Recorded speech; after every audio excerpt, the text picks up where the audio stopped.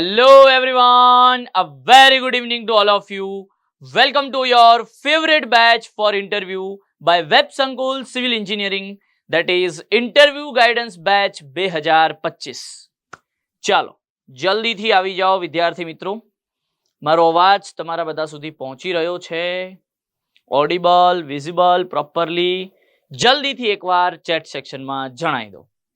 Yes, આપણી જે interview guidance batch 2025 છે, ગુજરાતની નંબર 1 ફેકલ્ટી ટીમ વાળી બેચ, હે ને, સ્પેશિયલી ફોર ઇન્ટરવ્યુ, એનો આજે સેકન્ડ ફ્રી ડેમો લેક્ચર છે by very senior faculty NL Chauhan sir, retired superintending engineer, retired AC, બરાબર ને?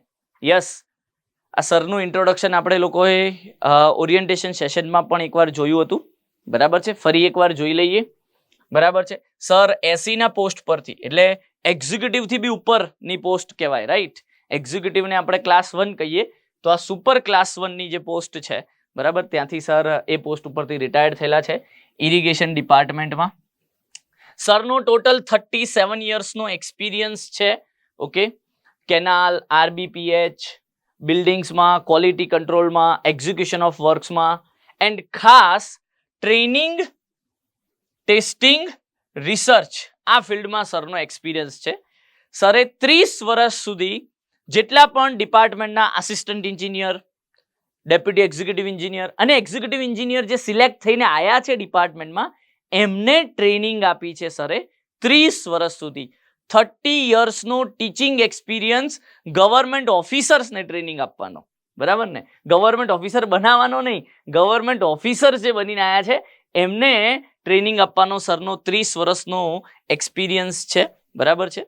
કઈ કઈ જગ્યાએ સરે ટ્રેનિંગ આપી છે? તો જે વાલ્મી ઇન્સ્ટિટ્યૂટ છે, બરાબર, water and land management institute, તમે બધા AE બનશો, ડેપ્યુટી બનશો કે એક્ઝિક્યુટિવ બનશો, એટલે આ ઇન્સ્ટિટ્યૂટમાં તમારે જવું જ પડશે ટ્રેનિંગ લેવા, અને ત્યાં તમને આ આપણા NL ચૌહાણ સર ફરીથી મળશે, તમને ફરીથી ત્યાં ભણાવશે, બરાબર છે? ત્યારે તમે ઓફિસર હશો.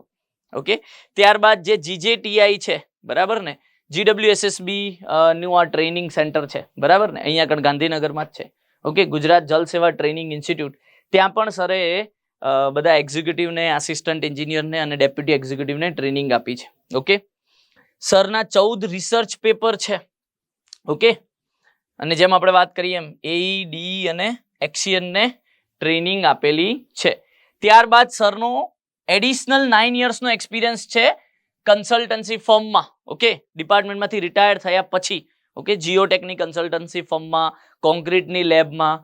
હમણાં જ આજે વાત થઈ ત્યારે એ બી ખબર પડી કે અમદાવાદ, ગાંધીનગરના ઘણા બધા જે આ બિલ્ડર્સની જે બધી સ્કીમ હોય છે એને પણ SBC ના રિપોર્ટ સરે બનાવેલા છે, બરાબર ને? મેમ્બર ઓફ ડેમ સેફટી પેનલમાં પણ સર રહેલા છે ગવર્મેન્ટ ઓફ ગુજરાતમાં. અને ખાસ અગત્યની વાત, as a visiting faculty CEPT યુનિવર્સિટીમાં સર રહેલા છે પાસ્ટ 3 સેમિસ્ટરમાં. ઓકે, સેપ્ટ યુનિવર્સિટીના જે સ્ટુડન્ટ્સ છે એમને પણ સરે ભણાયેલા છે as a visiting faculty. Okay, તો આટલો બહોળો સરનો અનુભવ છે, અને સરનો ટોટલ એક્સપિરિયન્સ એડ કરવા જઈએ 37 + 9 યર્સ, તો મેં જેમ કીધું હતું એમ કે આપણા બધાની જે ઉંમર છે ને એને ડબલ કરીએ, ઓલમોસ્ટ એટલા તો સરના એક્સપિરિયન્સના વર્ષો છે, બરાબર ને? યસ, અને આ સર તમને આપણી આ સરસ મજાની ઇન્ટરવ્યુ ગાઈડન્સ બેચ 2025માં ભણાવવાના છે. ખાલી કોઈ મોક ઇન્ટરવ્યુના પેનલ મેમ્બર તરીકે નથી બેસવાના, ભણાવવાના છે થરોલી. ઓકે, દરેક ઇમ્પોર્ટન્ટ સબ્જેક્ટનો જે ફિલ્ડ ઓરિએન્ટેડ વાળો જે પોર્શન છે એ સર તમને ભણાવવાના છે આપણી આ સરસ મજાની બેચમાં. ઓકે, ચલો, તો હું હવે વધારે સમય ન લેતા સરને ઇન્વાઇટ કરું અને સર તમને આજે સરસ મજાના અમુક ક્વેશ્ચન્સ ભણાવે ઇન્ટરવ્યુ ગાઈડન્સ બેચમાં. ચલો. Thank you Harshil sir. Hello, અવાજ સંભળાય છે મિત્રો? હોપફુલી અવાજ સંભળાય છે કે નહીં? ઓકે, તો મિત્રો તમને એવું થતું હશે કે ભાઈ ઇન્ટરવ્યુમાં આટલું બધું પ્રિપરેશન શા માટે?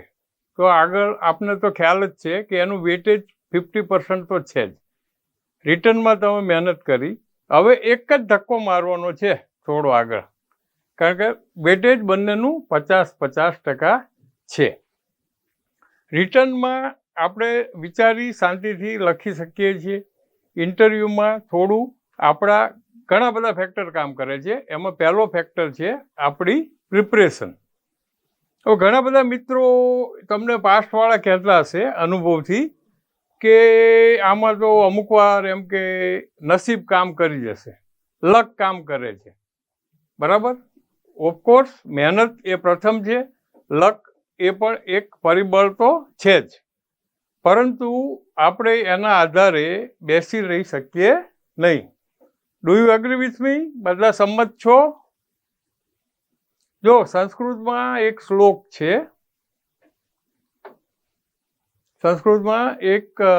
છે, કે જેનો અર્થઘટન એવું થાય કે ભાઈ સિંહને પણ જો મૃગનો શિકાર કરવો હોય તો પ્રયત્ન કરવો પડે.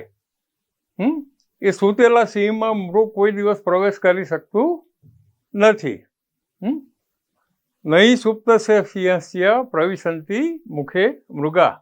મનુષ્ય જ એટલે પ્રયત્ન જ મેઇન છે, કાર્ય. નસીબ એ સેકન્ડ ફેક્ટર છે. નસીબ તમે પ્રયત્નથી ચેન્જ કરી શકાશે. આજે આપણે મેઇન ડેમો છે એટલે 3 થી 4 અલગ અલગ સબ્જેક્ટ માટે આપણે ફિલ્ડ ઓરિએન્ટેડ નાના ક્વેશ્ચન્સ લીધા છે. જ્યારે ડિટેલમાં આપણે કવર કરશું ત્યારે એક જ સબ્જેક્ટને સળંગ ચાલીશું અને એમાં થિયોરિટિકલ પોર્શન આપણે બહુ એટલો ટચ નહીં કરીએ, પણ ફિલ્ડને લગતા એ જે ક્વેશ્ચન્સ છે એની ઉપર આપણે વેટેજ આપશું. મારા ઘણા મિત્રો જીપીએસસીના ઇન્ટરવ્યૂ લીધા છે, એમના ક્વેશ્ચન પણ મારી પાસે છે. વેબ સંકુલ પણ ઘણા બધા આવી રીતના ક્વેશ્ચન્સ એ લોકોએ કલેક્ટ કરેલા છે. એ ઉપરાંત મારા અનુભવના આધારે હું નવા ક્વેશ્ચન બનાવી આપણે ચર્ચા કરીશું. કોઈને કોઈ પ્રશ્ન હોય તો દે આર વેલકમ, ચેટમાં લખી શકે. આપણે એનું તરત સોલ્યુશન લાવશું અથવા વિધિન 48 અવર્સ આપણે એનો જવાબ આપીશું. ઓકે મિત્રો, તો આટલું ઓળખાણ મારી તો સરે આપી જ દીધી છે. તો આટલી ચર્ચા કર્યા પછી આપણે બેઝિક ટોપિક ઉપર જઈએ. તમે બધાએ સર્વે ઓફ ઇન્ડિયાનું નામ તો સાંભળ્યું હશે. એસઓઆઈનું નામ સાંભળેલું છે કોઈએ? આવે 706. સર્વે ઓફ ઇન્ડિયાનું કોઈએ નામ સાંભળેલું છે? ઓકે. એસઓઆઈનું ફૂલ ફોર્મ છે સર્વે ઓફ ઇન્ડિયા. એની હેડ ઓફિસ ક્યાં છે? દેહરાદૂન. તો તમને એમ થશે કે આ સંસ્થા શું કરે છે? તો આ એક પાસ સંસ્થા છે, બ્રિટિશરોએ બનાવેલી છે અને એ લોકોએ ઓલ ઓવર ઇન્ડિયા ઇન્ક્લુડિંગ પાકિસ્તાનના ટોટલ ટોપોગ્રાફિકલ સીટ્સ બનાવેલી છે, ટોટલ સર્વે કરીને. અને it took round about more than 100 years. એ આપણને એમના મહેનતના ફળ સ્વરૂપે અત્યારે રેડીમેડ ટોપો સીટ્સ મળેલી છે. બીજું કામ મેઇન એમને શું કર્યું કે ઓલ ઓવર ઇન્ડિયામાં પરમનન્ટ બેન્ચમાર્ક છે એ એસ્ટાબ્લિશ કર્યા. તો એની વેબસાઇટ ઉપર તમે જાઓ તો પરમનન્ટ બેન્ચમાર્ક ક્યાં છે, બરાબર, એનું આરએલ કેટલું છે. તો આરએલ જે એસ્ટાબ્લિશ થયું એ શેના ઉપરથી હોય, કોઈને ખ્યાલ છે? બેન્ચમાર્ક ઉપર જે આરએલ લખવામાં આવે સર્વે ઓફ ઇન્ડિયાનું એ શેની જોડે કનેક્ટેડ હોય? Anyone can tell? Okay. Mean sea level of what? Mean sea level of what? કે કઈ જગ્યાનું મીન્સી લેવલ પ્લેસ છે? કોઈને ખ્યાલ છે? It is actually Karachi. Karachi mean sea level ઉપરથી આપણે આગળ કાર્યવાહી કરીએ છીએ. તો એ બેન્ચમાર્ક, એનું આરએલ અને એ કઈ જગ્યાએ છે એ પરમનન્ટલી વ્યવસ્થિત સચવાઈ રહે એ રીતના એ લોકોએ એસ્ટાબ્લિશ કરેલા છે. હવે એનો ઉપયોગ શું કે જ્યારે કોઈ પણ પ્રોજેક્ટ આપણે કરવો હોય અને એ આરએલ આધારિત આખા એના નકશા હોય તો પરમનન્ટ બેન્ચમાર્ક સાથે આપણે આપણા સ્થળનું જે નજીકનું લેવલ છે એને કનેક્ટ કરવું પડે. તો એ નજીક જે આપણે લેવલ ખેંચીએ એને શું કહેવાય? આપણા સ્થળની નજીક આપણે કોઈ લેવલ ખેંચીને લાવીએ એને એ કયું બેન્ચમાર્ક કહીશું આપણે એને? It is A temporary benchmark. Okay, clear? તો સર્વે ઓફ ઇન્ડિયાએ શું બનાવ્યું? ટોપોશીટ્સ. તો ઘણી બધી ટોપોશીટ્સ આ સર્વે ઓફ ઇન્ડિયાએ બનાવી છે. મોસ્ટલી આપણે જે યુઝ કરીએ છીએ 3 સ્કેલમાં છે. મોટા ભાગે આપણે જે યુઝ કરીએ છીએ એ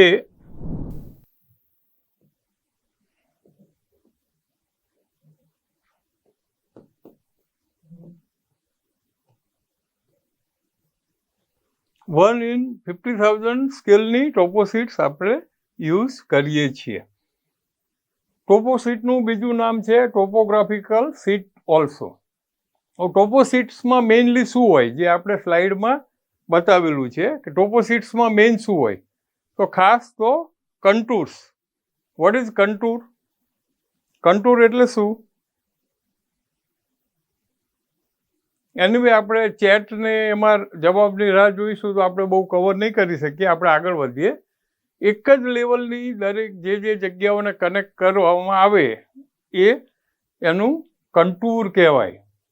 એટલે સપોઝ આપણે એમ કહીએ કે 90નું કન્ટુર છે, તો એ જે આપણે લાઈન દોરી હશે એ બધા સ્થળો જે લાઈન ઉપર હશે એનું RL 90નું હશે. Clear? That is cold contour. તો આ દરેક ટોપોશીટ્સમાં કન્ટુર માર્ક કરેલા છે. ટોપોશીટ્સમાં સ્કેલ લખેલો હોય છે અને કયા લેટિટ્યુડ, 2 લેટિટ્યુડ વચ્ચે છે ટોપોશીટ અને કયા 2 લોન્જિટ્યુડ વચ્ચે છે એ લખેલું હોય છે. એના ઉપરથી આપણો જે પ્રોજેક્ટ આવે છે એના માટે કઈ કઈ ટોપોશીટ્સ જોઈશે એ આપણે નક્કી કરી શકીએ અને એને આપણે પ્રોક્યોર કરી શકીએ. હવે ઓનલાઈન પણ થાય છે અને ઓફલાઈન પણ થાય છે. બીજું શું શું હોય છે ટોપોશીટ્સમાં? બીજું શું શું હોય છે કન્ટુર લાઈન સિવાય? તો કે લેન્ડફોર્મ્સ. લેન્ડફોર્મ્સ એટલે શું? કે આપણા તળાવો, સરોવર, નદી, ડુંગર, પહાડો, ખીણો, આ બધા લેન્ડફોર્મ્સ કહેવાય. બરાબર છે? પછી પોપ્યુલેટેડ એરિયાઝ, હેબિટન્ટ એરિયાઝ જે હોય, બિલ્ડિંગ્સને આ તે, એ પણ એમાં બતાવવામાં આવેલા હોય છે. Transportation routes. કયા કયા આપણા મેઇન ટ્રાન્સપોર્ટેશન રૂટ્સ? તો કે રોડ લાઇન અને રેલવે લાઇન. તો આપણને જે પાસ્ટ ડેટા છે બિફોર ઇન્ડિપેન્ડન્સનો એ રેડીમેડ આપણને ટોપોશીટ્સમાંથી અવેલેબલ થાય છે.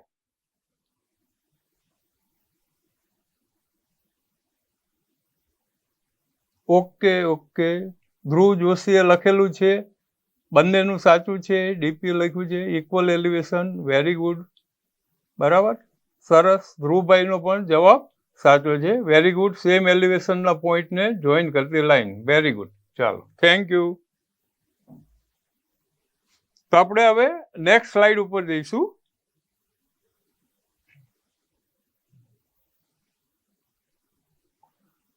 હવે કોઈ પણ પ્રોજેક્ટ આપણે કરવો હોય, સપોઝ આપણે કેનાલ્સ કરવી છે કે ડેમ કરવો છે કે બ્રિજ કરવો છે કે ચેક ડેમ કરવો છે, કોઈ પણ આપણે હાઇડ્રોલિક સ્ટ્રક્ચર્સ અથવા નોન હાઇડ્રોલિક સ્ટ્રક્ચર્સ આપણે કરવું છે, મેઇનલી હાઇડ્રોલિક સ્ટ્રક્ચર્સ, તો એમાં આવશે આપણા ડેમ્સ, કેનાલ્સ, બ્રિજીસ, કલ્વર્ટ, સાયફન્સ, બરાબર, સુપર એલિવેશન. આ બધા જ જે સ્ટ્રક્ચર્સ આપણે કરવા હોય તો બેઝિક કયું આપણે શું કરવું પડે? ઘણું બધી મહેનત તો કરવાની જ છે, પણ મેઇન કયા મુદ્દા આપણે ખાસ જોવા પડે એ આપણે ચર્ચા કરીશું. તો પહેલું તો આપણે કન્ટુર મેપ્સ બનાવવાના છે. આપણે જાતે સર્વે કરવાનો છે અને એના કન્ટુર મેપ્સ બનાવવાના છે. વિસિનિટી મેપ્સ કે એ રીતે જરૂરિયાત મુજબના એરિયાના. બરાબર. ડેમ હોય તો કેચમેન્ટના લિમિટેડ એરિયાના અને કમાન્ડના, કેનાલ્સ હોય તો કમાન્ડના જે કમાન્ડ પ્રોબેબલ આવતો હોય એનું સર્વે કરી એના કન્ટુર મેપ્સ બનાવવાના છે. બીજું છે hydraulic design of different components. Different components means dam હોય તો ડેમ, સ્પિલવે, એનું સ્ટીલિંગ બેઝિન, એનો એપ્રોચ, એની એન્ડસીલ. ચેક ડેમ હોય તો પણ આ જ બધા કમ્પોનન્ટ આવશે. ચેક ડેમની હાઇડ્રોલિક ડિઝાઇન, એમાં ટોટલ ડિસ્ચાર્જ, યુનિફોર્મ હાઇડ્રોગ્રાફી ચાલુ કરી અને આપણે એનો ડિસ્ચાર્જ, ફ્લક્સ, પછી એનું આખું આપણે ઓવરઓલ જે છે વેલોસિટીના આધારે કઈ હાઈટે રાખીશું તો કેટલો ડિસ્ચાર્જ થશે. પછી એપ્રોનની ડિઝાઇન, આ બધી જ ડિઝાઇન જે કંઈ આપણે કરીએ લેન્થની એ that is called hydraulic design. Exit gradient, ઘણા બધા કમ્પોનન્ટ્સની આપણે હાઇડ્રોલિક ડિઝાઇન કરવાની હોય છે. તો આપણે ખાસ કરવું પડે હાઇડ્રોલિક સ્ટ્રક્ચર્સમાં. આ ડિઝાઇન આપણે દરેક કોમ્પોનન્ટની કરવી પડશે. ઓકે. પછી geotechnical investigation. What is geotechnical investigation?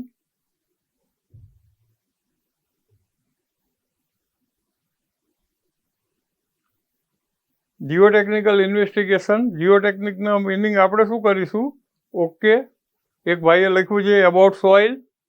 Anything? બીજા કોઈને કંઈ કહેવું છે? જીઓટેકનિકલ ઇન્વેસ્ટિગેશન્સ એટલે ફાઉન્ડેશન્સ તો ખરું જ, ટોટલ સોઇલ એન્ડ રોક. અને બીજા સપોઝ તમારે કોઈ મટીરિયલ ભવિષ્યમાં જરૂર હોય તો એ પણ એનું પણ સોઇલ ઇન્વેસ્ટિગેશન. બેઝિકલી આપણે પાયાને લગતી આખી ડિઝાઇન કરવા માટે જે ઇન્વેસ્ટિગેશન કરીએ એને જીઓટેકનિકલ ઇન્વેસ્ટિગેશન કહેવાય. તો એના પણ જુદા જુદા નિયમો હોય છે. કયા ટાઈપના સ્ટ્રક્ચર્સ માટે આપણે કેટલી ડેપ્થનું ડ્રિલિંગ કરવાનું, બરાબર, એના બધાના આઈએસ છે. કઈ ટાઈપનું ડ્રિલિંગ કરવાનું, કયા ટેસ્ટ કરવાના, પાઇલ્સ હોય તો પ્રોબેબલ કેટલા ડેપ્થ ઓફ ડ્રિલિંગ કરવાનું, રાફ ફાઉન્ડેશન હોય તો કેટલું, ફૂટિંગ હોય તો કેટલું, બરાબર. એ રીતે એવું હાઇડ્રોલિક સ્ટ્રક્ચર્સમાં પણ આપણે મોસ્ટલી ગ્રેવિટી સ્ટ્રક્ચર્સ હોય. સપોઝ ચેક ડેમ છે કે આપણો ડેમ પ્રોપર છે, તો એનું કેટલા ડેપ્થ સુધીનું તમારે ઇન્વેસ્ટિગેશન કરવાનું એ પહેલાં નક્કી થાય. પછી એના સેમ્પલ લેવામાં આવે. સેમ્પલ લઈ એનું લેબોરેટરી ટેસ્ટ થાય. જરૂરી પરીક્ષણ કર્યા પછી આખો એનો રિપોર્ટ તૈયાર કરવામાં આવે. તો આ શા માટે જરૂરી છે જીઓટેકનિકલ ઇન્વેસ્ટિગેશન? એ આપણને શું આપશે આગળ? એ આપણે કોને આપીશું? જીઓટેકનિકલ ઇન્વેસ્ટિગેશન કર્યા પછી એ આપણે કોને આપીશું અથવા આગળ આપણે એના ઉપર શું કાર્યવાહી કરીશું? એ કોઈ કહી શકશે?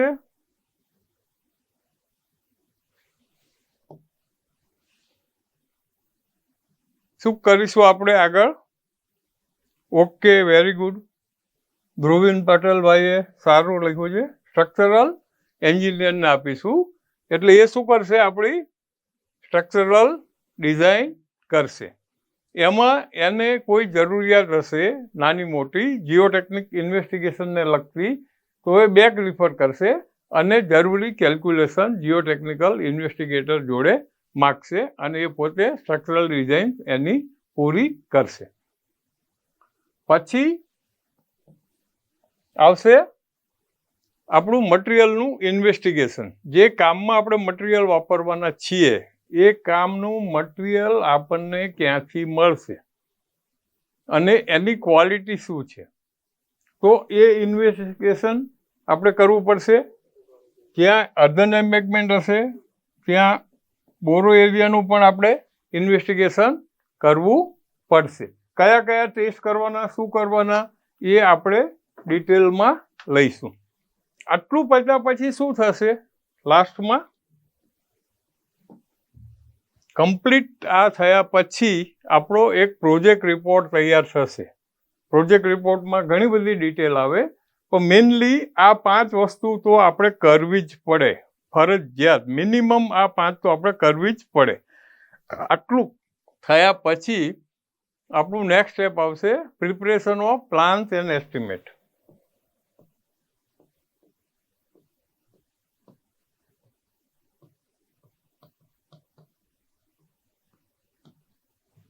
બરાબર. હવે પ્લાન ને એસ્ટિમેટ થયા પછી આગળ શું થઈ શકે એ આપણે ડિટેલ સેશન જ્યારે ટેન્ડરની આવશે ત્યારે ચર્ચા કરીશું. ઓકે. ચેટ સેક્શનમાં થોડો પ્રોબ્લેમ હતો એટલે સોરી, થોડું આપણે 2 મિનિટની બ્રેક પાડી છે. બરાબર. તો હમણાં આપણે હવે નેક્સ્ટ સ્લાઇડ ઉપર જઈએ છીએ.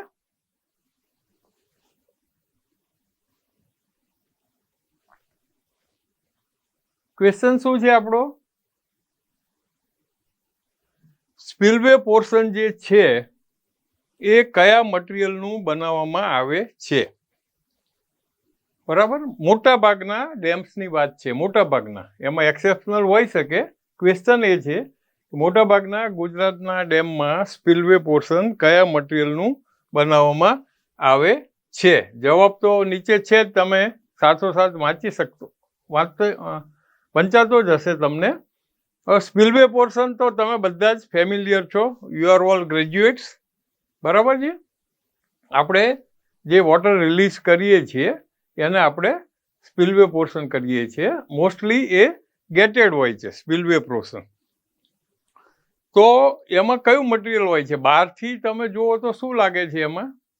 સ્પિલવે પોર્શન આપણે કોઈ પણ ડેમની વિઝિટ કરીએ તો સ્પિલવે પોર્શન તમને બહારથી તમે જોશો તો તમને એમ થશે કે આ કોન્ક્રીટનો આખો સ્પિલવે બનેલો છે, પણ ખરેખર એવું હોતું નથી. એ જે સ્કિન કોન્ક્રીટ હોય છે 80 સેન્ટીમીટર કે 1 મીટર, એ જ આપણે ઉપર લઈએ છીએ કોન્ક્રીટ.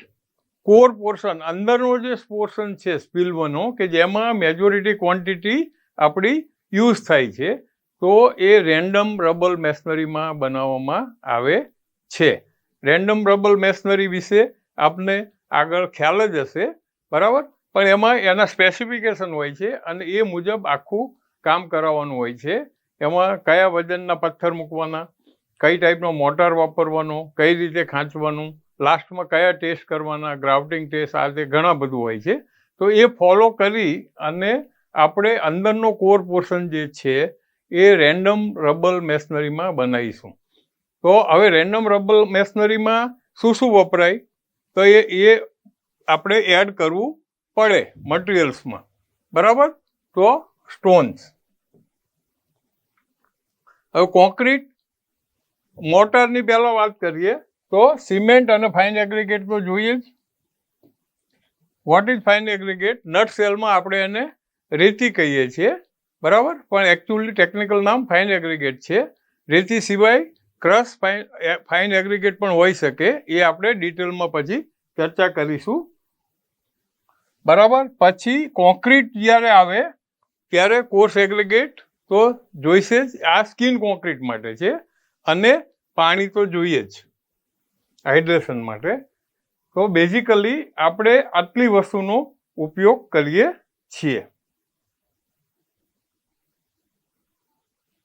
ઓકે, આપણે આરસીસીનું સ્પિલવે સ્ટ્રક્ચર્સ બનાવતા નથી. એક ભાઈએ લખેલું છે આરસીસીનું આપણું સ્પિલવે સ્ટ્રક્ચર્સ હોતું નથી. નોર્મલી સ્કિન કોન્ક્રીટ હોય છે અને અંદર સ્ટોન મેશનરી હોય છે. ઓકે, હવે આપણે જે વાત કરી કે ભાઈ સ્પિલવે પોર્શનમાં આપણે સ્ટોન મેશનરી વાપરીએ છીએ. ઘણા બધા ડેમમાં એનઓએફ સેક્શન અને ટોટલ ગ્રેવિટી ડેમ એ સ્ટોન મેશનરીના બનેલા છે. આપને ખ્યાલ હશે કે અમુક ડેમ્સ છે એ ટોટલ ગ્રેવિટી ડેમ હોય, સ્ટ્રીપ જ્યાં બંને બાજુ હોય તો સીધું આપણે અર્ધન ડેમ બનાવતા નથી. તો ઓવરઓલ વાઇડ એરિયા હોય તો નોર્મલી રિવર ગોજ પોર્શનની આજુબાજુ આપણે એનઓએફ અને સ્પિલવે બનાવીએ છીએ, જે ગ્રેવિટી બેઝ સ્ટ્રક્ચર્સ હોય, એટલે કે આપણું સ્ટોન મેશનરી અને કોન્ક્રીટનું કોમ્બિનેશન હોય. બાકીનો પોર્શન આપણે અર્ધન એમ્બેકમેન્ટમાંથી બનાવીએ છીએ. હવે આપણા ગુજરાતમાં એવા 2 ડેમ છે કે જેમાં આપણે સ્ટોન મેશનરી વાપરેલી નથી. ડેમ ઇટસેલ્ફમાં, ડેમમાં પણ નથી વાપરી, સ્પિલવેમાં પણ નથી વાપરી. તો એ કયા ડેમ છે એ આપણો આ ક્વેશ્ચન છે. બહુ સિમ્પલ છે, કદાચ કોઈએ વિઝિટ પણ કરી હશે. સરદાર સરોવર નર્મદા ડેમ કેવડિયા, બરાબર, ઘણાએ વિઝિટ પણ કરી હશે. અને બીજો ડેમ છે કરજણ ડેમ, એ છે રાજપીપળા પાસે. તો કરજણ નદી છે એ બેઝિકલી ટ્રિબ્યુટરી ઓફ નર્મદા છે. એટલે આપણે નર્મદા ડેમ જ્યારે બનાવવાનો હતો ત્યારે પહેલેથી જ થિંકિંગ હતું કે આને આપણે કોન્ક્રીટમાં આ ડેમ બનાવવાનો છે. એટલે કરજણ ડેમ છે એના પ્રોટોના સ્વરૂપે, એક મોડલના સ્વરૂપે આપણે સ્ટાર્ટ કર્યો. કરજણ ડેમનું બાંધકામ ની શરૂઆત લગભગ 1980થી થઈ. એટલે જે કંઈ આપણને ભવિષ્યમાં સરદાર સરોવર ડેમમાં આ કરજણ ડેમનો અનુભવ થાય એ ધ્યાને રાખી અને કરજણ ડેમમાં આપણે કોન્ક્રીટને સિલેક્ટ કરવામાં આવ્યું અને એ જે કંઈ પાસ્ટ એક્સપિરિયન્સ છે એનો ઉપયોગ કરી અને સરદાર સરોવરમાં પણ એની મિક્સ ડિઝાઇન, કઈ સાઇઝના એગ્રીગેટ્સ વાપરવાના, કયું સિમેન્ટ લેવલ, કુલિંગ મેથડ કઈ, એ બધું જ એડપ્ટ કરવામાં આવ્યું.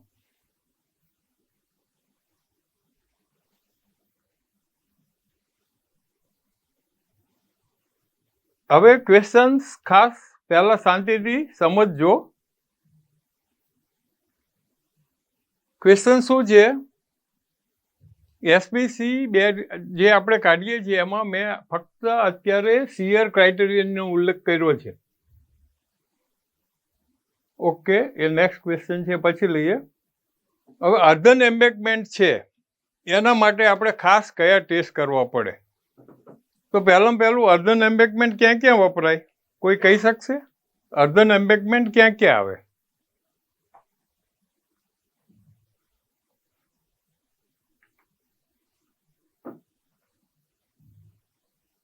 બોલો, કોઈ મિત્ર સહેજ ટાઈપ કરી શકશો ઝડપથી? અર્ધન એમ્બેકમેન્ટ આપણે ક્યાં ક્યાં બનાવીએ છીએ? ઘણી બધી જગ્યાએ બનાવીએ છીએ, યાદ કરીને કહો. ઓકે, રોડ્સ બરાબર છે. પછી કેનાલ્સ, ઓકે. ચેક ડેમમાં ઓછી જરૂર હોય ત્યાં જ, ઓકે. ડેમ્સમાં આવશે, બરાબર છે. કેનાલ એન્ડ ડેમ્સ, બરાબર. ચેક ડેમમાં તો સાઈડમાં આપણે કદાચ કરવાનું થાય તો જ આવશે. મોસ્ટલી આપણે ડેમ્સ, કેનાલ્સ અને રોડ્સ એમાં આપણે અર્ધન એમ્બેકમેન્ટનો યુઝ કરીએ છીએ. પછી કોઈ ગાઈડ બંધ હોય અને ઓછો ફ્લો હોય તો ગાઈડ બંધ વિથ પિચિંગ, ત્યાં પણ અર્ધન એમ્બેકમેન્ટ વાપરી શકાય. ઓકે, હવે અર્ધન એમ્બેકમેન્ટ આપણે કરવું હોય તો મિનિમમ શબ્દ આપણે અત્યારે જોઈએ છીએ. કયા ખાસ ટેસ્ટ કરવા પડે?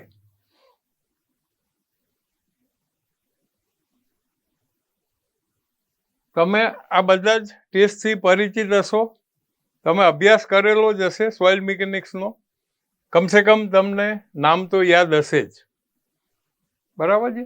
ઘણીવાર શું હોય છે જીપીએસસીમાં કે બહુ ડીપ ના પૂછે, પણ અમુક આવા જ ક્વેશ્ચન પૂછે કે ભાઈ ટાઈપ ઓફ સ્પિલવેઝ કેટલા છે, ટાઈપ ઓફ ડેમ્સ કેટલા છે, બરાબર. કેનલમાં, ડિઝાઇન્સમાં કઈ ડિઝાઇનની શું લિમિટેશન્સ છે.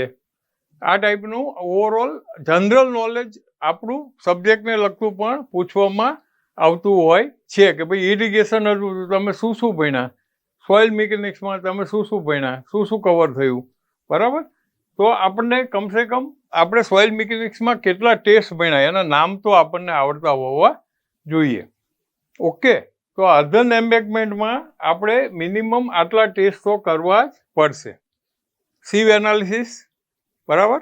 કોન્ક્રીટ હોય તો આપણે એને ગ્રેડેશન ટેસ્ટ કહીશું. અહીંયા સોઇલમાં પણ ઘણા એને ગ્રેડેશન કહે છે, પણ સીવ એનાલિસિસ આવશે. સીવ એનાલિસિસ આપણને શું આપશે?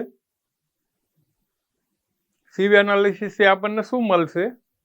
સોઇલનું સીવ એનાલિસિસ કરીએ તો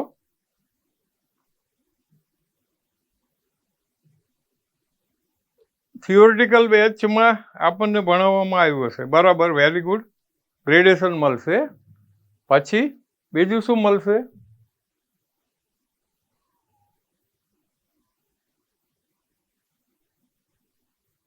પર્સન્ટેજ ફાઇનર. ટૂંકો જવાબ છે પર્સન્ટેજ ફાઇન નહીં.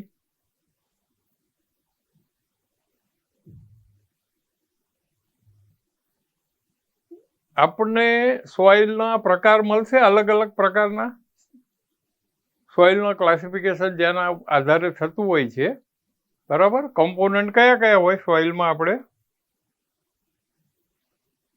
એકલા ગ્રેડેશનથી આપણે ટાઈપ ઓફ સોઇલ નક્કી નહીં થાય. CUCC એ લાસ્ટમાં આવશે. બેઝિકલી પહેલા શું મળશે કે ભાઈ ગ્રાવેલના પર્સન્ટેજ કેટલા છે, સેન્ડના પર્સન્ટેજ કેટલા છે, સિલ્ટના પર્સન્ટેજ કેટલા છે અને ક્લેના પર્સન્ટેજ કેટલા છે. બરાબર. તો આ આપણને ગ્રેડેશનમાંથી મળશે અને પછી આપણે ગ્રેડેશન કર્વ દોરીશું. પછી એના આગળ આવશે આ બધું CU CC એ આખું પછીની વાત છે. પણ આ 4 કોમ્પોનન્ટના બેઝિકલી આપણને આ ટેસ્ટમાં પર્સન્ટેજ મળશે. ઓકે. પછી એડલબર્ગ લિમિટ્સ કઈ છે એડલબર્ગ લિમિટ્સ?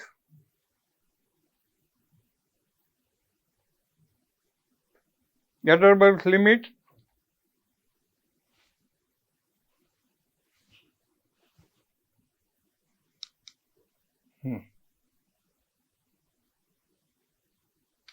ઓકે, સરસ.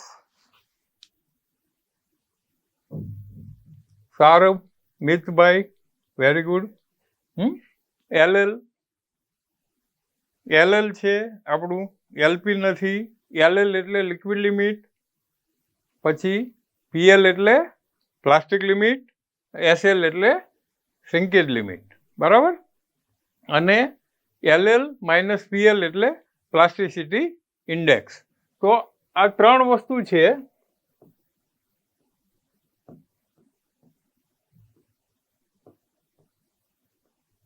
એ આપણને એડલબર્ગ લિમિટમાંથી મળશે. સ્પેસિફિક ગ્રેવિટી, બલ્ક ડેન્સિટી ઓર રિલેટિવ ડેન્સિટી. આ ટેસ્ટ આપણે કરવો પડશે. એ ડેપ્થમાં આપણે સોઇલમાં જઈશું ત્યારે આ બેનો ડિફરન્સ પણ જોઈશું, ક્યાં કયો ટેસ્ટ થાય. તો સ્પેસિફિક ગ્રેવિટી અને ડેન્સિટી એ બે શોધીશું તો આપણને વોઇડ રેશિયો મળશે અને વોઇડ રેશિયોના આધારે જે કંઈ શિયર પેટર્ન છે એ નક્કી થશે. બરાબર. કે ભાઈ લોકલ શિયરથી આપણે આની SPC ગણવાની કે મિક્સ શિયરથી કરવાની કે જનરલ શિયરથી ગણવાની. તો એનો ઇન્ડિયન સ્ટાન્ડર્ડના જે નોર્મ્સ છે એ વોઇડ રેશિયોના આધારે છે. અને વોઇડ રેશિયો એ આપણને ગણતરીથી મળશે, કેલ્ક્યુલેશનથી મળશે. એ કેલ્ક્યુલેશન માટે આપણે આ ડેન્સિટી, ડ્રાય ડેન્સિટી અને સ્પેસિફિક ગ્રેવિટીની જરૂરિયાત પડશે. બલ્ક ડેન્સિટી ઉપરથી આપણે ડ્રાય ડેન્સિટી શોધીશું.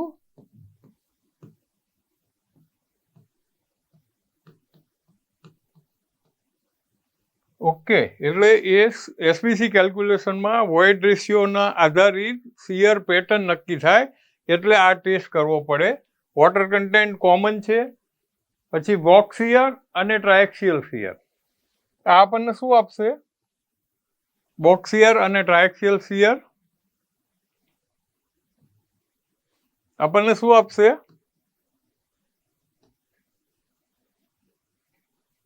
What is C?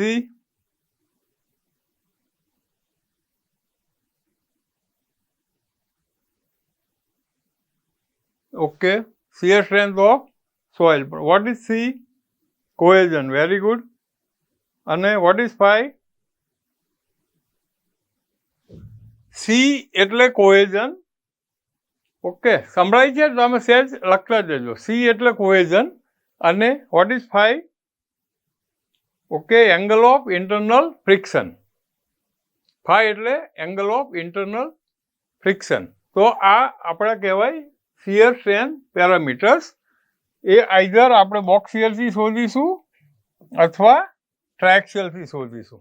ક્યારે કયા ટેસ્ટનો યુઝ થાય એ પછી આપણે જ્યારે ડિટેલમાં જઈશું સોઇલમાં ત્યારે પાછી એની ફરીથી ચર્ચા કરશું.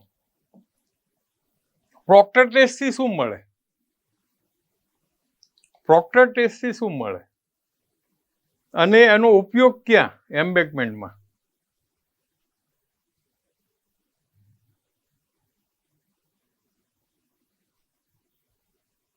Okay. Okay. Okay.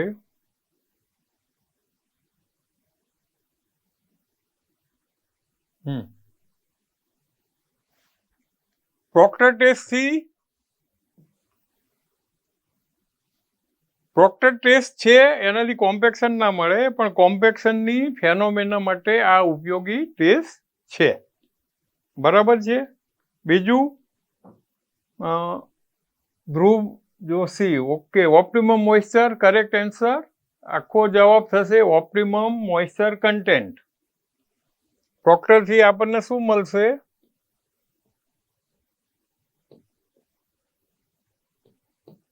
Optimum moisture content અને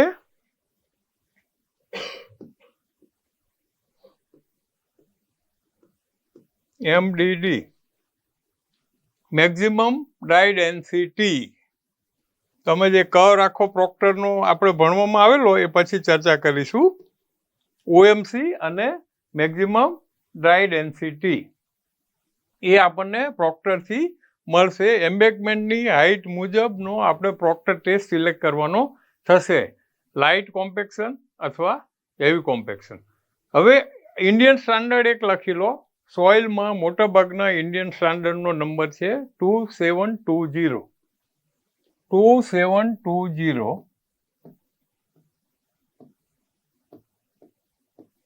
IS. અને દરેક અલગ અલગ ટેસ્ટ માટે અલગ અલગ એના પાર્ટ છે. હવે આપણને MDD ને OMC મળે, એનો ડિઝાઇનમાં ક્યાં યુઝ થાય?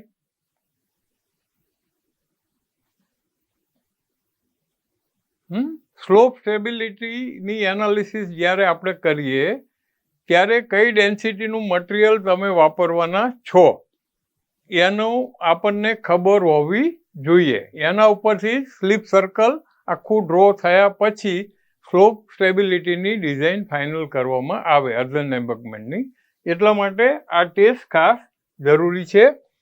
અને બીજો છે ફ્રી સ્વેલ ઇન્ડેક્સ અને સ્વેલ પ્રેશર. જ્યાં જરૂરી હોય ત્યાં એ પ્રકારની માટી મળતી હોય ત્યાં એ કરવા જરૂરી છે. એની વિગત આપણે રેગ્યુલર જ્યારે સેશન લઈશું ત્યારે ડિટેલમાં લઈશું.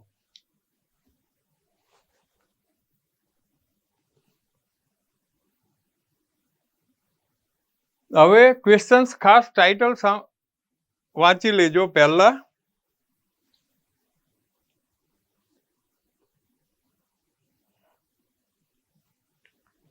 ક્વેશ્ચન્સ છે શિયર ક્રાઇટેરિયનના આધારે જે SPC વર્કઆઉટ કરીએ છીએ આપણે એમાં એ જે SPC શિયર ક્રાઇટેરિયનના આધારે આવે એ કયા કયા ફેક્ટર્સ ઉપર આધાર રાખે.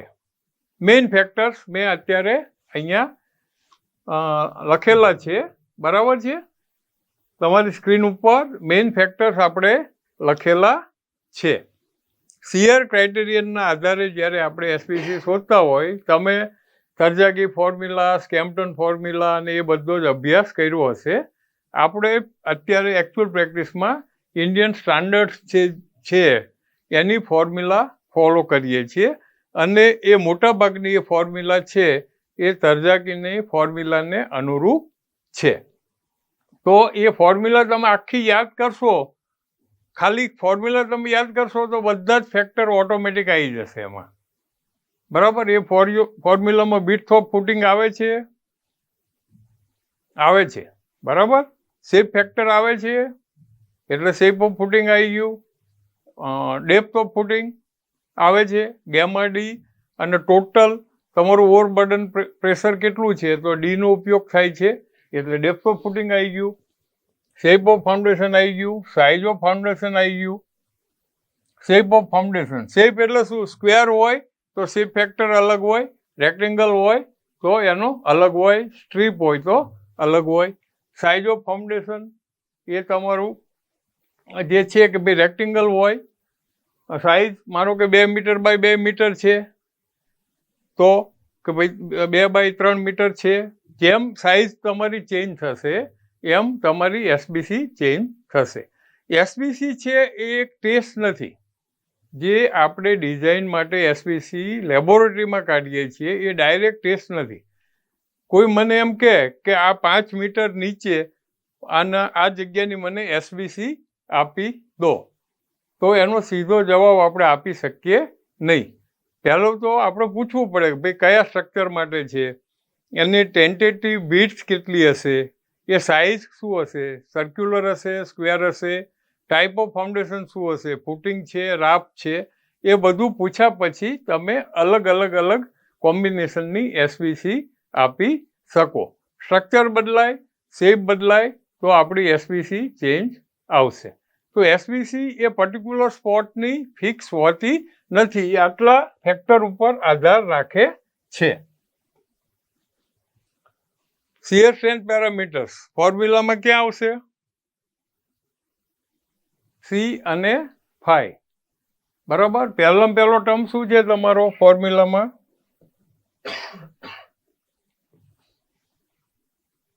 CNC, SC, DC, IC, આવું બધું હતું કઈ ભણવામાં? તો પહેલું આવશે કોહેઝન. બરાબર. બીજા ટર્મમાં ફાઈ જે છે એના આધારે આપણે ફેક્ટર્સ આપેલા છે આઈએસમાં, એનો આપણે ઉપયોગ કરીએ છીએ. બરાબર. એટલે બંને આપણને મળેલા હશે તો જ આપણે એસપીસી કાઢી શકીશું, એ ફરજિયાત છે. એટલે આ તો આપણે શિયર પેરામીટર્સ સોઇલ બિલો ફાઉન્ડેશન ટેન્ટેટિવ જે ડેપ્થે આવવાનું હોય એના નીચેના ઇમિડિયેટ લેયરની પ્રોપર્ટીઝ આપણે લેવાની છે. ફોલોડ? ફાઉન્ડેશન જે લેવલે આપણે મૂકવાનું હોય, મારે 3 મીટર ગ્રાઉન્ડ લેવલથી નીચે મારે એસબીસી વર્કઆઉટ કરવી છે, તો એની નીચે જે લેયર આવે એની પ્રોપર્ટી લેવાની છે. હવે દાખલા તરીકે મારે 4 મીટર ફાઉન્ડેશન વર્કઆઉટ કરવું છે, 3.5 મીટરે મારો સ્ટ્રેટા ચેન્જ થાય છે, તો નીચેના સ્ટ્રેટા 4 મીટરની નીચેના જે પ્રોપર્ટીઝ આવે ઇમિડિયેટ નીચે આ બધી જ પ્રોપર્ટી એની આપણે શિયર ક્રાઇટેરિયનથી એસપીસી શોધવાની હોય ત્યાં આનો યુઝ કરવાનો છે.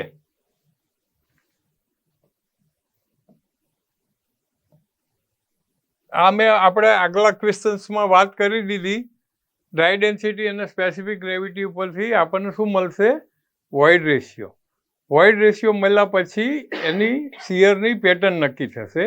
લોકલ શિયર છે, જનરલ શિયર છે કે મિક્સ શિયર છે, અને એ મુજબના આપણા એનસી, એનક્યુ, એન ગેમાં ચેન્જ થશે.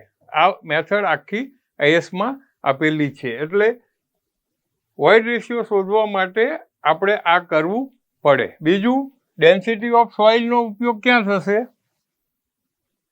કે ટોટલ ઓવરબર્ડનનો એક કોમ્પોનન્ટ આવે છે. કોઈ પણ જગ્યાનું અર્થ પ્રેશર તમારે બેઝિક ગણવું હોય સીધું, તો આપણે શું યુઝ કરીએ છીએ નોર્મલી?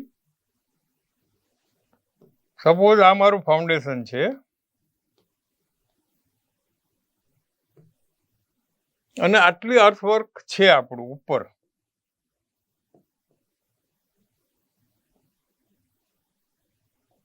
અહીંયા પ્રેશર મારું એક્ઝિસ્ટિંગ શું આવશે એ ગણવા માટે આપણે શેનો ઉપયોગ કરીએ છીએ?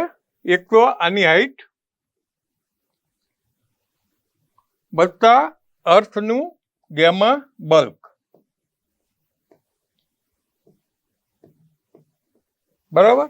પછી પાણી હોય, આ હોય તો એ અલગ અલગ થશે. વચ્ચેના લેવલે પાણી હોય તો અલગ થશે. અત્યારે સપોઝ આપણું કોઈ પાણી નથી, તો આનું ફાઉન્ડેશન લેવલે પ્રેશર આવશે ગેમા બલ્ક ગુણ્યા એચ. ક્લિયર? તો આનો પણ શિયર ક્રાઇટેરિયામાં યુઝ થશે. Depth of water table. Water table તમારું ફાઉન્ડેશનથી કેટલું નીચે છે, ફાઉન્ડેશનને ટચ થાય છે કે ફાઉન્ડેશનની ઉપર છે, એ મુજબ આપણો વોટર ટેબલનું કરેક્શન, એક તમે ભણવામાં આખો એનો ગ્રાફ આવેલો હશે, એ પણ આઈએસમાં આપેલો છે. બેઝિકલી આપણે ડિટેલમાં થિયરી ખ્યાલ ના રહે તો આટલું તો યાદ રાખવાનું જ, કે આટલી વસ્તુ જે છે અમારી કઈ તો કે depth of foundation. Normally depth of foundation વધે તો આપણી એસપીસી વધે. Shape of foundation, size of foundation, shear parameters એટલે સી અને ફાઈ. બરાબર. એ કયા લેવાના? આપણા ફાઉન્ડેશનની નીચેના સ્ટ્રેટાના. સ્પેસિફિક ગ્રેવિટી, ડ્રાય ડેન્સિટી અને ડેપ્થ ઓફ વોટર ટેબલ, આ મેઇન ફેક્ટર્સ આપણા આના ઇફેક્ટ કરશે. ઓકે, ધ્રુવભાઈ જોશીએ સારો એટેમ્પ કરેલો છે. વેરી ગુડ ધ્રુવ જોશી. તો આમાં આપણે જે કંઈ વાત કરી એનસી, એનક્યુ, એન ગેમા, બરાબર, પછી શેપ ફેક્ટર પણ છે આગળ, એસસી, આઈસી. આઈસી એ ઇન્ક્લિનેશન ફેક્ટર છે, ઓકે. એસસી એ શેપ ફેક્ટર છે, ગેમા એ ડેન્સિટી છે, ડીએફ એ ડેપ્થ ઓફ ફાઉન્ડેશન છે, બરાબર, અને બી છે એ વિડ્થ ઓફ ફાઉન્ડેશન છે. આ ચેટ દરેક મિત્રો ચેટ જોઈ શકો છો તમે? બીજા બધા પાર્ટિસિપન્ટ ચેટ જોઈ શકો છો ને તમે? તો ફોર્મ્યુલા એમને સારો એટેમ્પ કર્યો છે, એમાં મેં આખી ફોર્મ્યુલા પૂરી કરી.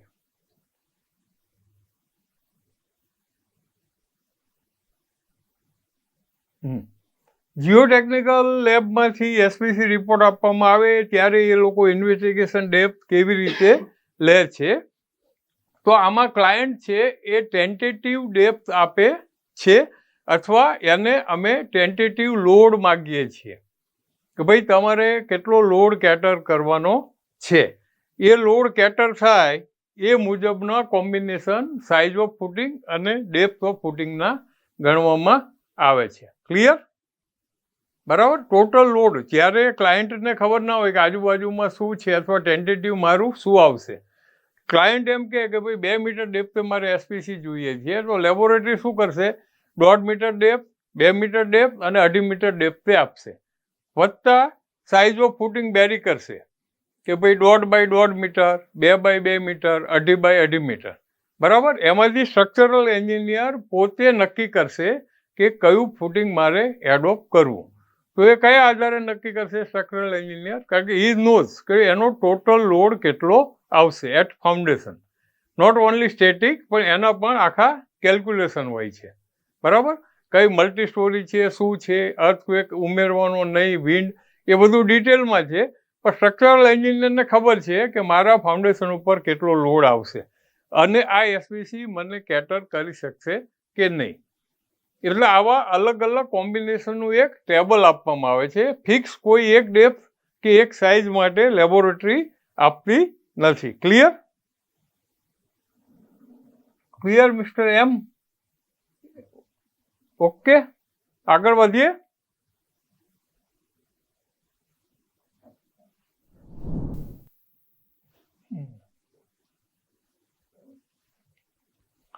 હવે ક્લાસિફિકેશનમાં આપણે જે પ્રથમ સિમ્બોલ જે લખીએ છીએ શેના આધારે લખીએ છીએ?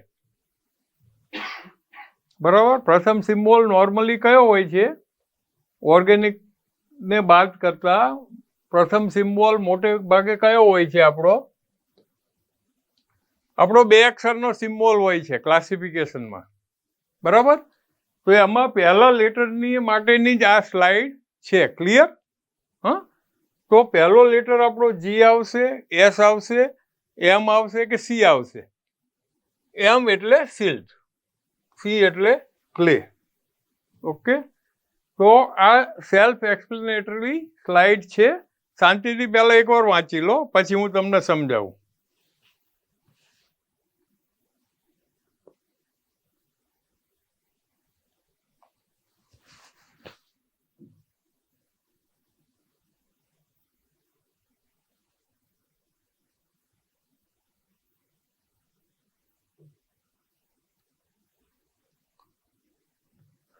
ઓવરઓલ ખ્યાલ આવી ગયો મિત્રો? સ્લાઇડમાં ખ્યાલ આવી ગયો કે કઈ સમજાવવાની જરૂર છે વધારે? ફ્રેન્ડ્સ, અત્યારે કેટલા પાર્ટિસિપન્ટ છે?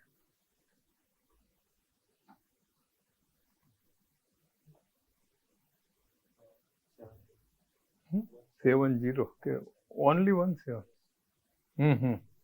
ઓકે, પાર્ટિસિપન્ટ અત્યારે તો 17 જ છે, બરાબર. બીજા મિત્રો પછી આને આગળ જોશે. તો આખો સેલ્ફ એક્સપ્લેનેટરી છે. ખ્યાલ આવી ગયો?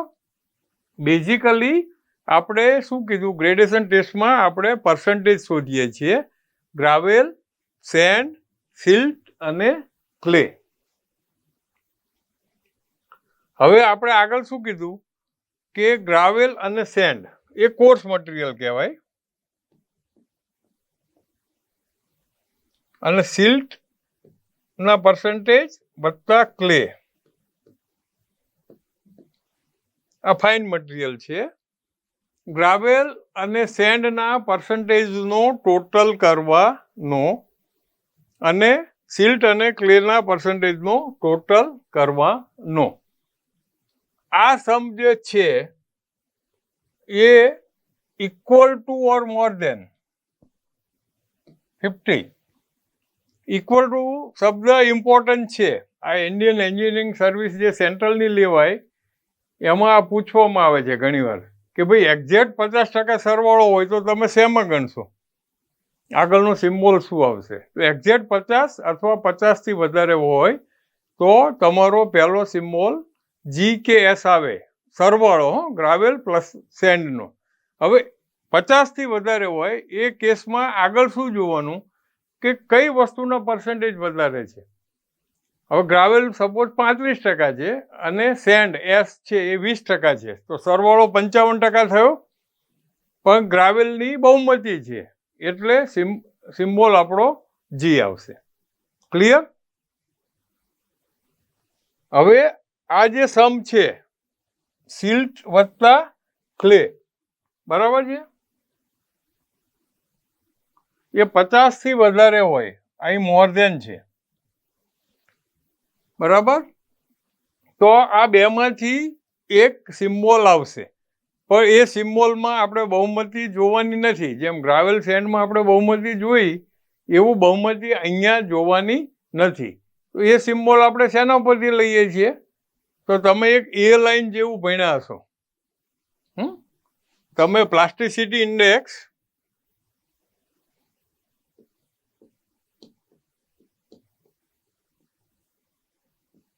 વર્સિસ એએલનો જે ગ્રાફ હોય એમાં એક એ લાઈન હોય છે, LL 20થી ચાલુ થાય. આ આપણી એ લાઈન છે, બરાબર. તો એ લાઈનની ઉપર આવે તમારી પીઆઈ જોવાની, LL જોવાની, અને એ ટપકું એ લાઈનની ઉપર આવે, બરાબર. તો આપણો સિમ્બોલ સી આવશે, ક્લે. એ લાઈનની નીચે હશે તો એ સિલ્ટ આવશે. બીજું થોડું બાઉન્ડ્રી ક્લાસિફિકેશન છે, અત્યારે આપણે એની ડેપ્થમાં જતા નથી. CLML, બરાબર. આ પણ આપણે સમય રહેશે એટલે વિગતે જ્યારે કવર કરશું ક્લાસિફિકેશન ત્યારે આ ડિટેલમાં આપણે જોઈશું.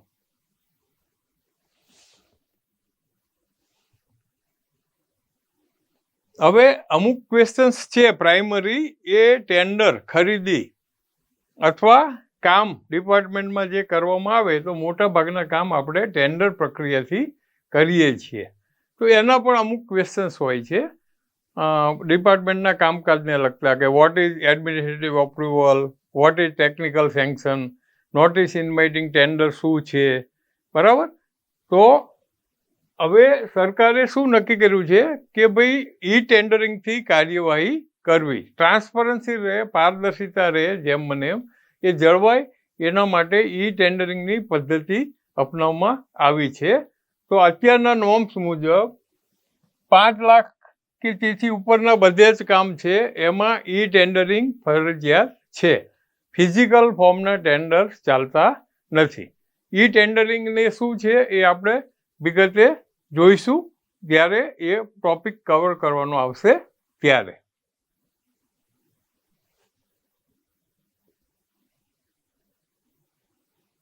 હવે એનઆઈટી આ ટેન્ડર પ્રક્રિયાનો એક ભાગ છે.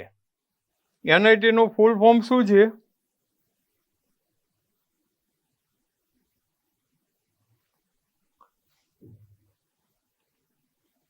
ફૂલ ફોર્મ છે એનું notice inviting tender. Notice inviting tender. તો એમાં મિનિમમ તમારે શું હોવું જોઈએ?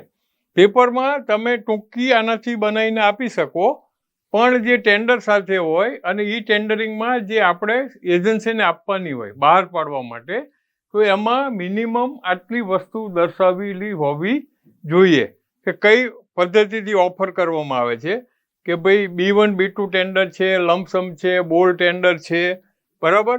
કામનું નામ, એની અંદાજિત કિંમત, એનો સમયગાળો, કેટલા ડ્યુરેશનમાં આ કામ પૂરું કરવાનું છે, ટેન્ડરની ફી શું છે, બાનાની રકમ શું છે. બાનાની રકમને આપણે ઇંગ્લિશમાં EMD કહીએ છીએ, અર્નેસ્ટ મની ડિપોઝિટ, અને સમય મર્યાદા, એટલે કામ શરૂ કરવાની તારીખ અને સમય મર્યાદા. નોર્મલી વર્ક ઓર્ડર જ્યારે આપીએ ત્યારે કામ શરૂ થાય અને એ તારીખથી આ સમય મર્યાદા, એટલે મેં લખ્યું હોય કે ભાઈ 24 મહિના મારી સમય મર્યાદા છે, તો વર્ક ઓર્ડર આપ્યા પછી 24 મહિનામાં એ કામ પૂરું કરવાનું થાય. તો આટલી મિનિમમ વિગતો આપણે આમાં નોટિસ ઇન્વાઇટિંગ ટેન્ડર્સમાં આપવાની હોય છે કે ભાઈ ટેન્ડર કઈ રીતે મળશે, ક્યાંથી મળશે, એનું સ્થળ કયું, લાસ્ટમાં લાસ્ટ સમય કયો ટેન્ડર મેળવવાનો, કે ઓફિસ અવર્સ આ ડેટ 6 o'clock, એ રીતે એનો સમય, સ્થળ, એ બધું જ આપણે નોટિસ ઇન્વાઇટિંગ ટેન્ડરમાં દર્શાવીએ છીએ.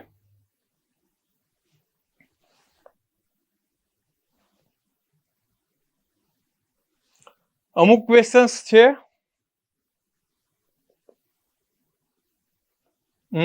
એક આ ક્વેશ્ચન્સ લેતા પહેલા એક આપણે ચેટમાં આવેલું છે કે LL20 થી LL ની લાઈન જે છે, LL ની લાઈન નહીં પણ આપણી એ લાઈન છે એ 20 થી કેમ સ્ટાર્ટ થાય છે?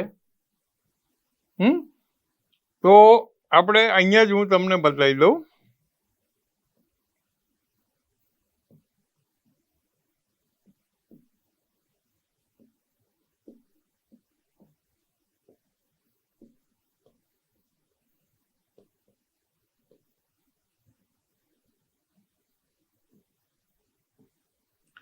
એક્ઝેક્ટ એ લાઈન ઉપર કયા કયા પોઈન્ટ આવશે એ આ ફોર્મ્યુલાથી નક્કી કરવામાં આવે છે. એ લાઈન ઉપર પ્લાસ્ટિસિટી ઇન્ડેક્સની આ ફોર્મ્યુલા છે, બરાબર. હવે અહીંયા તમે LL20 મૂકશો, 20 - 20 0, 0 મલ્ટીપ્લાઈડ બાય 0.73 એટલે 0, એટલે તમારી પ્લાસ્ટિસિટી ઇન્ડેક્સ 0 થઈ. આપણો ગ્રાફ કયો છે? એક્સ એક્સિસ માં આપણી LL છે, અહીંયા આપણી PI છે, એટલે આ વાય એક્સિસનો 0 અહીં હશે. આ ફોર્મ્યુલા મુજબ તમારું જે PI છે એ 0 આવે જ્યારે LL20 મૂકીએ ત્યારે. એટલા માટે એ લાઈન છે એ LL20 થી સ્ટાર્ટ થાય છે. ક્લિયર? ઓકે.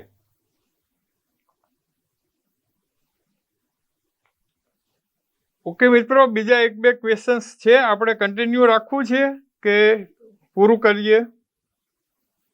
આ સેલ્ફ એક્સપ્લેનેટરી છે, આગળની સ્લાઇડમાં જવું છે. Continue sir. ઓકે. આ સ્લાઇડ સમજાવવાની જરૂર છે, અગત્યની છે આમ તો, અથવા જે તે લેક્ચરમાં પણ આપણે. Yes sir, please explain. Okay. તો પ્લાસ્ટર જ્યારે આપણે ગણતા હોય ત્યારે એમાં શું શું બાદ કરવાનું? તો નોર્મલી કઈ હોય પ્લાસ્ટરમાં બાદબાકી? આપણું શું આવે? દરવાજા, બારીઓ, વેન્ટિલેટર અને ગેપ. હવે આપણે શું કહે છીએ?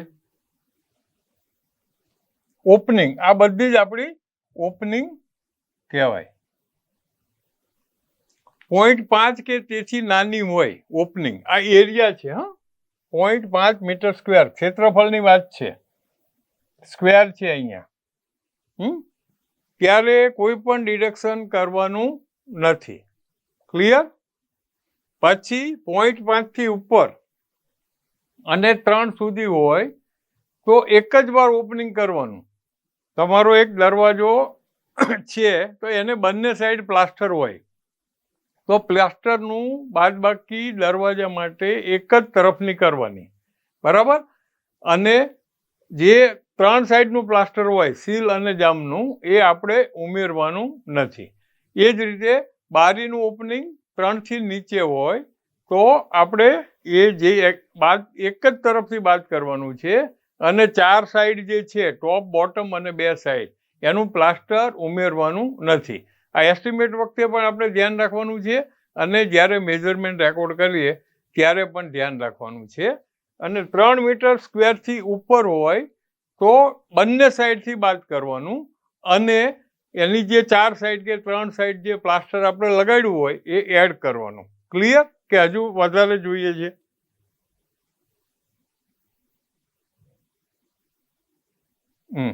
હવે ક્વેશ્ચન સારો છે, આપણે એ ડિટેલમાં લેવાના જ હતા જ્યારે આવીએ ત્યારે, કે ભાઈ બંને સાઈડ અલગ અલગ પ્લાસ્ટર હોય, અલગ થિકનેસનું નહીં પણ સામાન્ય રીતે અલગ પ્લાસ્ટર હોય. કે એક સાઈડ સ્મૂથ પ્લાસ્ટર હોય અને એક સાઈડ સેન્ડ ફેસ પ્લાસ્ટર હોય. હવે આ જે મેં તમને કીધું આ જ નિયમ તમારો કલરમાં પણ લાગુ પડશે. ડિસ્ટેમ્પર છે, પ્લાસ્ટિક પેન્ટ છે, તો એમાં પણ આ જ ક્વેશ્ચન આવશે કે ભાઈ અંદર મારું સાહેબ પ્લાસ્ટર પેન્ટ છે અને બહાર મારું સ્નો સેમ છે, બરાબર? તો મારે ડિડક્શન કઈ રીતે આપવું? બંનેની આઈટમ અલગ છે, બંનેના ભાવ અલગ છે. તો અંદર મારું સ્મૂથ પ્લાસ્ટર છે, બહાર સેન્ડ ફેસ છે. તો પહેલો તો આ રૂલ તમારે લાગુ પાડી અને નક્કી કરી લેવાનું કે ખરેખર રિડક્શન આપવાનું છે કે નહીં. બરાબર, આપવાનું છે તો એક સાઈડ આપવાનું છે કે બંને સાઈડ? તો આ નિયમ તો કોમન રહેશે, બંને સાઈડ પ્લાસ્ટર અલગ અલગ હશે. તો હવે જ્યાં તમારે વન સાઈડ કરવાનું આવશે, એક સાઈડ જ્યાં કરવાનું આવે છે બાદબાકી, ત્યાં હાફ બાદ કરવાનું, હાફ સેન્ડ ફેસમાંથી બાદ કરવાનું અને હાફ તમારે સ્મૂથ પ્લાસ્ટરમાંથી બાદ કરવાનું. ક્લિયર? અને મોટી ઓપનિંગ છે એમાં તો બંને સાઈડ સીધું બાદ કરવાનું જ છે. એટલે સીલ કે જામ જે તમારા 4 ફરતા છે એ સ્મૂથમાં હોય તો એસ્ટિમેટમાં એ સ્મૂથમાં એ માપ ઉમેરી દેવાનું. ક્લિયર? ડન? જીગરભાઈ ઓકે? નેક્સ્ટ સ્લાઇડ ઉપર જઈએ આપણે. નેક્સ્ટ સ્લાઇડ ઉપર જઈશું. ઓકે.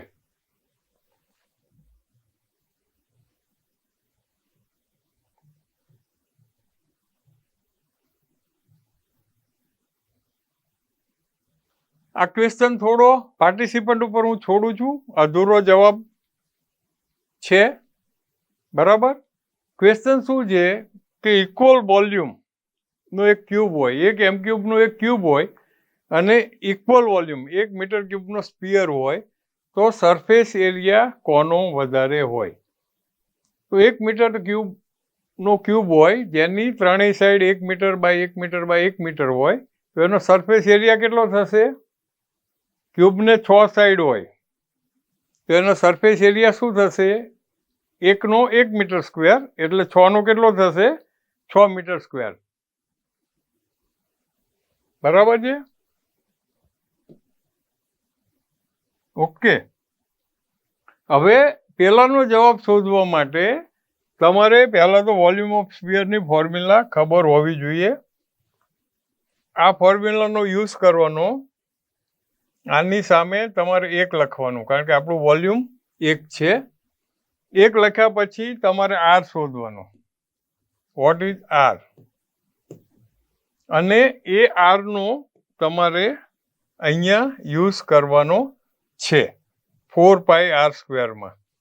અને પછી તમારો જવાબ આવશે. એ જવાબ આવ્યા પછી તમે નક્કી કરીને કહી શકશો કે કોનો સરફેસ એરિયા વધારે છે. એટલે આ પાર્ટિસિપન્ટના હોમવર્ક તરીકે મેં બાકી રાખેલું છે. તમે આજે અથવા કાલે કે ગમે ત્યારે ચેટમાં આનો જવાબ લખી શકો છો અને exact surface area of sphere, exact તમે શું વર્કઆઉટ કર્યો એ લખીને ચેટમાં મોકલવાનો રહેશે.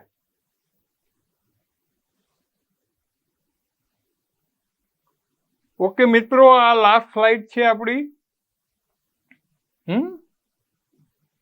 ટ્રેપેઝોઇડનું વોલ્યુમની આ ફોર્મ્યુલા છે. ડિફરન્સ શું? ટ્રેપેઝિયમ અને ટ્રેપેઝોઇડમાં ડિફરન્સ શું? એનીવન? ડિફરન્સ શું ટ્રેપેઝિયમ અને ટ્રેપેઝોઇડ?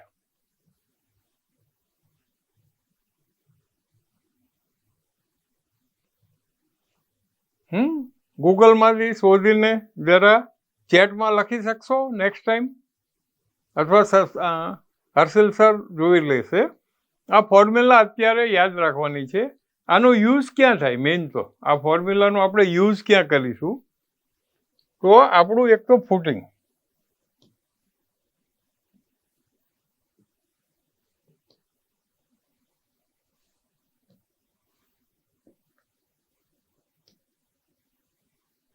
ફૂટિંગમાં નોર્મલી બે ભાગ હોય છે. એક regular rectangle shape in 3 dimension, નીચેનો બેઝ, અને બીજું હોય છે ટ્રેપેઝોઇડ. તો આનું આપણે કોન્ક્રીટની ક્વોન્ટિટી શોધવા માટે આ ફોર્મ્યુલાનો ઉપયોગ થાય છે. અહીંયા બ્રેકેટ છે, રહી ગયો છે, આ બ્રેકેટ કરી નાખજો. ઓકે. એરિયા માટે અનઇવન શેપ હોય તો આપણે સિમ્પસન રૂલ વાપરીએ છીએ.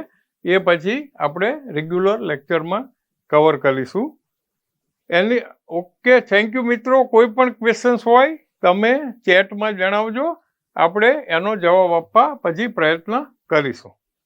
ફૂટિંગ કોન્ક્રીટ લખ્યું છે, વેરી ગુડ.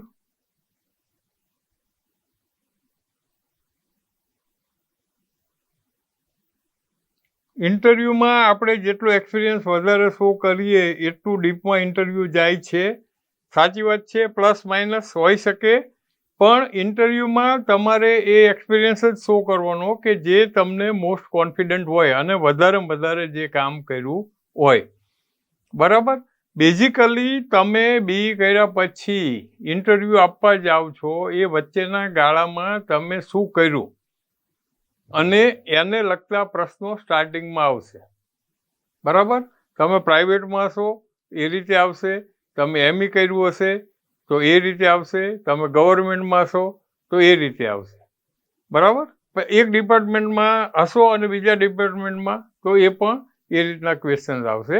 એક્સપિરિયન્સમાં આપણું જે કંઈ છે એ થરલી તૈયાર કરીને જવાનું, તો પછી ગમે એટલું ડીપમાં જશે તો કોઈ વાંધો આવશે નહીં, અને ઉલટું બીજા ક્વેશ્ચન્સ પછી ઘટી જશે. બરાબર. એ મેં પહેલા લેક્ચરમાં પણ કીધેલું, બધા જ કદાચ તમે હાજર નહીં હોય, ખાસ મેં કીધેલું કે આપણને ખ્યાલ ન હોય તો શાંતિથી પહેલાં કે સર મને બહુ ખબર નથી, આઈ ડોન્ટ નો, અથવા થોડી ઘણી ખબર હોય તો એટલું કહેવાનું કે સર મને આ બાબતમાં આટલું નોલેજ છે, એનાથી વધારે નોલેજ નથી. આપણે ગપ્પુ મારી અને કહેવા જશું ને પ્રયત્ન કરશું તો એક જ ક્વેશ્ચનમાં તમને એક્ઝામિનર ગૂંચવતા જશે, તો બીજા એક્ઝામિનરને ક્વેશ્ચન પૂછવાનો ટાઈમ ઓછો રહેશે, તો અલ્ટિમેટલી આપણને લોસ જશે. Okay, thank you. Anything else?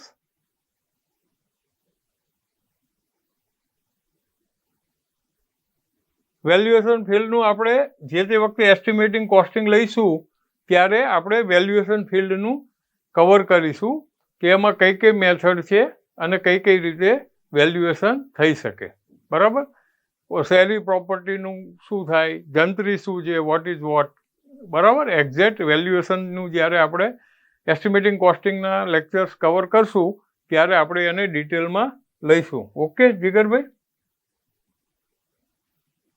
પૂરું કરીએ.